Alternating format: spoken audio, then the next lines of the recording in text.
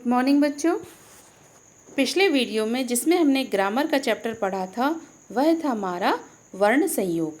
वर्ण संयोग हमने समझ लिया है, लेकिन हम इस वीडियो के माध्यम से एक बार फिर से इसे समझने का अभ्यास करेंगे। जब कोई व्यंजन स्वर से मिलता है या फिर कोई व्यंजन व्यंजन से मिलता है तब वर्ण संयोग बनता है। इस प्रकार वर्णों के परस्पर मेल को वर्ण संयोग कहते हैं। यहाँ हम देखेंगे कि व्यंजन से व्यंजन को मिलाने के नियम किस प्रकार होते हैं। हमारा पहला नियम है, जिन व्यंजनों के अंत में एक खड़ी रेखा होती है उस रेखा को पाई कहते हैं। पाई वाले व्यंजन है जैसे ख, ग, घ, च, ज, झ, ञ, ण, त, थ, ध, न, प, ब, भ, म, य, ल, व, श, स।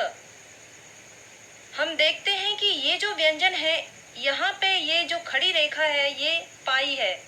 ये पाई वाले व्यंजन जब अपने से आगे वाले व्यंजन से मिलते हैं तो इनकी पाई हटा ली जाती है। जैसे कि ग जो कि हलंते ग है, आधा अक्षर है, और इसके साथ य का संयोग हो रहा है तो य इसका उच्चारण होगा। और कई बार हम उदाहरणों में देखते हैं इसका इस तरह से 11 रूप बना है। और भी अन्य उदाहरण, स, न, स्न, इसका उदाहरण स्नान, त, य, त्य, सत्य, स, ट, स्त, इसका उदाहरण है स्तुति। यहाँ पर हमने देखा कि ये पाई वाले व्यंजन है और ये अपने आगे वाले जिस व्यंजन से मिले हैं तो ये पाई वाला व्यंजन हलंत्य व्यंजन बन जाता है और इस प्रकार इनका वर्ण संयोग बनता है। हमारा दूसरा नियम है बिना पाई वाले व्यंजन, जैसे कि ड, छ, ट, ठ, ड, ढ, द, ह। हम इन व्यंजनों के नीचे आकृति से देखते हैं कि इनके नीचे की आकृति गोल है, इनके पीछे की तरफ पाई नहीं लगी हुई है। जब किसी व्यंजन से मिलते हैं ये और वो व्यंजन स्वर सहित होता है तो इनमें जो हल चिन्ह लगा रहता है वो यूं की यूं ही बना रहता है, और जिनसे ये मिलते हैं वह व्यंजन पूरा लिखा जाता है। जैसे कि उदाहरण के लिए देखते हैं हम यहाँ पर द, जिसमें कि हलंत लगा हुआ है, ये अपने आगे के वर्ण व में जब मिलेंगे तो द्व, ये इसका रूप बनेगा। उदाहरण में द्वारा। अगला उदाहरण द, भ, दुभ, अद्भुत, द, ध, ध, शुद्ध, ह, न, हन, चिन्ह। इस तरह इन उदाहरणों से हमें समझ में आता है कि ये गोल आकृति वाले जो व्यंजन है इनमें पाई नहीं लगी हुई है, और जब ये किसी अन्य स्वर सहित व्यंजन से जब मिलेंगे तो इनका इस प्रकार रूप बनेगा। अगला हमारा नियम है क और फ व्यंजनों के बीच में पाई होती है। यहाँ हम देखने से पता हमको चलता है कि इनमें बीच में पाई लगी हुई है, यानी खड़ी रेखा इनके बीच में है। इसीलिए दूसरे व्यंजनों जो कि स्वर सहित हैं उनके साथ इनको संयुक्त करते समय इन व्यंजनों की घुंडी का झुका भाग और हल चिन्ह हटा दिया जाता है, और इस प्रकार इनका रूप ऐसे बनता है क और ल, इनको मिलाकर क्ल। उदाहरण है अक्ल, क, त, कद, रक्त, फ, ल, फ्ल। उदाहरण फ्लैग, फ, त, फत, हफ्ता, इसका उदाहरण है। अगला हमारा नियम है र के संयोग का नियम। ये बहुत महत्वपूर्ण नियम है। कई बार लिखते समय और उच्चारण करते समय हमारा र जो होता है उसका हमें ज्ञान नहीं रहता कि ये र अक्षर के नीचे की तरफ लगेगा या ऊपर की तरफ लगेगा, और अक्सर हमसे ये गलतियां हो जाती हैं। जब र स्वर रहित र होता है, अर्थात हलंत्य र आधा अक्षर होता है, यानी स्वर रहित होता है, तो यह अपने आगे वाले वर्ण के ऊपर लगाया जाता है। उदाहरण के लिए र व, जब इन वर्णों का संयोग होगा तो ये पर्वत के रूप में, उदाहरण है व के ऊपर र लगा गया है। र म, इसमें मैं के ऊपर र लगा हुआ है, उदाहरण है कर्म, धर्म। र य के ऊपर र लगा हुआ है, सौंदर्य। र द, इसका उदाहरण है मर्द। और भी अन्य उदाहरण हमें हिंदी भाषा में मिलेंगे। दूसरा है र से पूर्व कोई भी स्वर रहित व्यंजनों।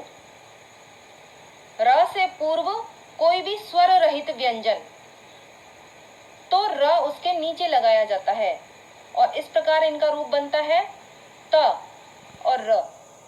र से पूर्व यहाँ स्वर रहित त है, पूर्ण व्यंजन नहीं है, यानी स्वर रहित है ये, इसलिए हलंत लगाया हुआ है यहाँ पर, और संयोग करने पर त्र इसका रूप बनता है। उदाहरण है पत्र, क र क्र। यहाँ पर नीचे की तरफ वर्ण के र लगा हुआ है, प र, प्र, ज र, ज्र। उदाहरण वज्र, ग र ग्र, संग्रहालय, द र द्र, समुद्र। अगला है ट तथा ड के साथ र का संयोग होने पर र उनके नीचे निम्नलिखित रूप में आता है, जैसे कि ट और र, इसका संयोग होने पर ट के नीचे यहाँ र लगा हुआ है, और उदाहरण है ट्रेन, ट्रक।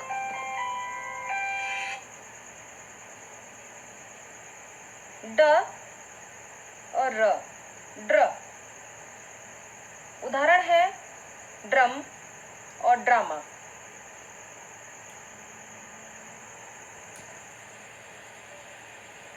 र के संयोग का अगला नियम इस प्रकार है, श के साथ र का संयोग होने पर इसका रूप श्र हो जाता है।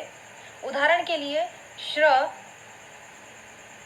श और र, संयोग श्र। उदाहरण श्रम, श्रीमान, श्रेष्ठ। अगला नियम है, स के साथ र का संयोग होने पर इसका रूप स्र हो जाता है। उदाहरण सहस्त्र, स्रोत।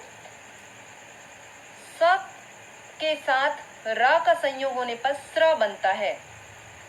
अब इन नियमों के अध्ययन करने के पश्चात हम इस निष्कर्ष पर आते हैं कि कई बार अशुद्धियां किस रूप में होती हैं। तो अशुद्धि के कारण है स, जो कि स्वर रहित है, और त्र, इसके संयोग से त्र बनता है, और इसके उदाहरण है शस्त्र, अस्त्र, वस्त्र।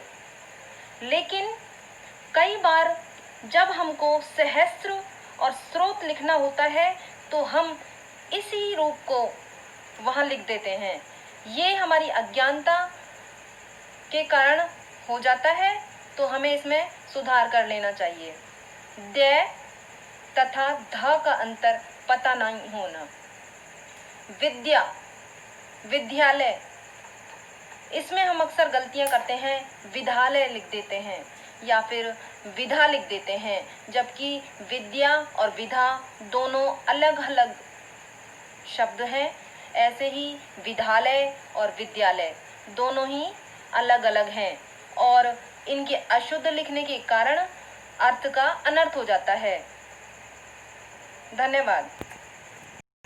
चलिए, तो आपने देखा कि वर्ण संयोग हमने किस तरीके से समझा है। अब हम सही विकल्प देख लेते हैं। ठीक है, सही विकल्प के सामने सही का निशान लगाना है। पहला है, पाई वाले व्यंजन को आधा करने के लिए, मैंने इनके आंसर पे टिक लगा चुकी हूँ पहले से, तो आप देखते जाइए। पाई वाले व्यंजन को आधा करने के लिए उनकी पाई हटा दी जाती है। ठीक है।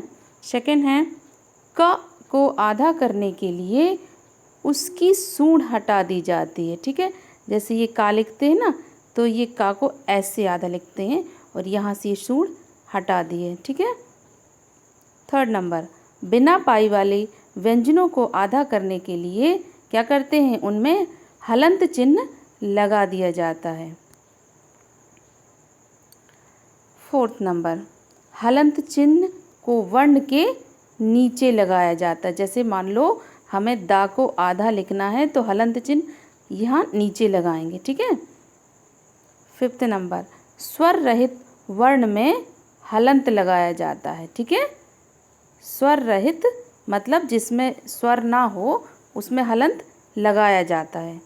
ठीक है, वो आधा हो जाता है जिनमें स्वर नहीं होता। तो अब देखते हैं आगे, सही कथन के सामने सही तथा गलत के सामने गलत का निशान लगाना है। पहला है, जब व्यंजन में स्वर का लोप करना होता है तो उसे आधा कहते हैं। हाँ, जैसे कि जो अक्षर में, जिन अक्षरों में स्वर नहीं होता तो वो आधे कहलाते हैं, इसलिए क्या होता है, ये सही है।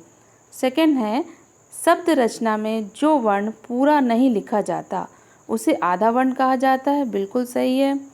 थर्ड नंबर, डा का यह रूप स्वर युक्त वर्ण है। हाँ, ये देखिए जो डा लिखा हुआ है ये पूरा लिखा है, इसमें हलंत भी नहीं है, है ना। हलंत होता तो आधा हो जाता, लेकिन इसमें हलंत नहीं है तो ये स्वर युक्त है, इसमें स्वर है, तो ये सही है आपका। अगला है, द का यह रूप स्वर विहीन वर्ण है, तो ये गलत है। स्वर विहीन कब होता, जब इस दा में हलंत होता, लेकिन इसमें हलंत तो नहीं है, तो ये स्वर विहीन वर्ण है ना, स्वर विहीन वर्ण नहीं है। दा का यह रूप स्वर विहीन वर्ण का है। ठीक है, कंफ्यूज नहीं होना। ओके, आगे पढ़ते हैं। प्रश्नों के उत्तर लिखें। पहला है, आधा वर्ण किसे कहते हैं, तो आंसर है इसका, जब व्यंजन में स्वर का लोप हो जाता है तो उसे आधा कहते हैं। ठीक है। सेकंड नंबर है, वर्ण में हलंत क्यों लगाया जाता है, तो व्यंजनों को स्वर रहित दिखाने के लिए हलंत लगाया जाता है, या वर्णों को आधा करने के लिए, है ना। स्वर रहित यानी आधा हो गया वो, इसलिए हलंत लगाया जाता है। थर्ड, पाई वाले व्यंजनों का अन्य व्यंजनों से संयोग किस प्रकार करते हैं, तो उनकी पाई हटाकर करते हैं। फिर है, क और फ का अन्य वर्णों से संयोग करने के लिए क्या करते हैं, क्या करते हैं, क और फ को जोड़ने से पहले उनकी दाईं सूंड हटा देते हैं। क्या करते हैं, उनकी दाईं सूंड हटा देते हैं। जैसे ये लिखा है का, तो दायां किस तरफ आएगा, ये साइड दायां होगा, है ना। तो एक का है, का को ये से लिखेंगे तो ये दाईं सूंड हट गई, यहाँ से आधा हो गया। इसी तरीके से फा को भी लिखेंगे, जैसे फा लिखना है तो ये राइट साइड से आधा फा ऐसे बनेगा। ठीक है, तो इनकी दाईं सूंड हटा देते हैं, तो क्या हो जाता है, उनको जब भी जोड़ते हैं आधा अक्षर बना के। ओके, तो ये एक्सरसाइज आप पूरी कॉपी पे कर लेंगे, क्वेश्चन आंसर कॉपी पे करना है, और ये जो सही गलत के निशान है आप बुक में ही करेंगे, और सही विकल्प के सामने सही का निशान लगाना है, यह भी आप बुक में ही करेंगे। Okay, thank you.